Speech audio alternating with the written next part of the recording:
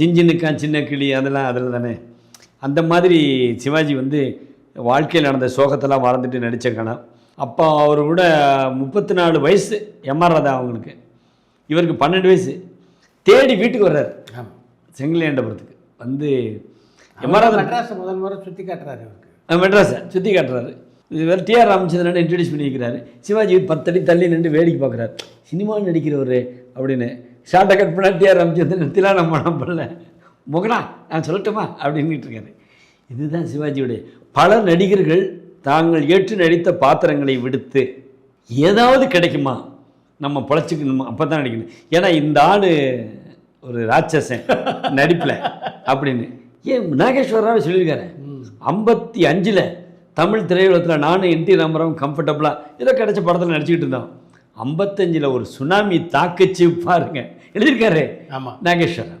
தாக்குன பிறகு நானும் என்டி ராமராவும் கட்ரா பேட்டியை நம்ம ஸ்டேட்டுக்கு போயிடுவோம், ஏதோ தெலுங்கில் படம் கொடுத்தா என்ன நடிச்சிட்டோம் அப்படின்னு நாங்கள் திரும்பிட்டோம். அப்படி எழுதுறதுக்கு ஒரு பெருந்தன்மை வேணும். அது நாகேஸ்வரன் இருந்துச்சு.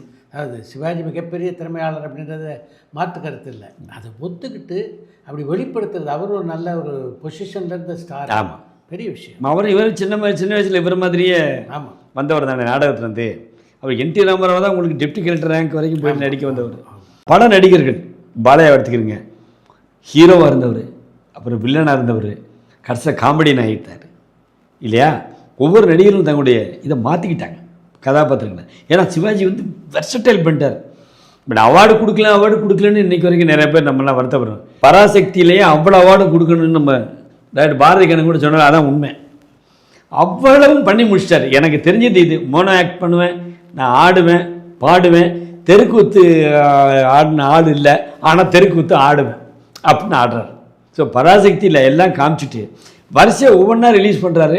அதுதான், அதாவது சிவாஜி கணேசனை பார்த்து டயலாக் பேசும்போது மீன் வாயை தொடக்கிற மாதிரி இருக்குன்னு சொன்ன நீலகண்டன் சிவாஜி அப்ரோச் பண்ணும்போது எனக்கு ஒரு படம் பண்ணி தெரியுங்களா, எந்த விதமான ஆட்சேபனையும் இல்லாமல் நீ என்னை அப்படி சொன்னாள் அப்படின்னு சொல்லாமல் கல்யாணம் பண்ணி பிரம்மச்சாரி யார் மேலேயுமே வச்சுக்கல அது எதுவுமே அவர் வச்சுக்கல.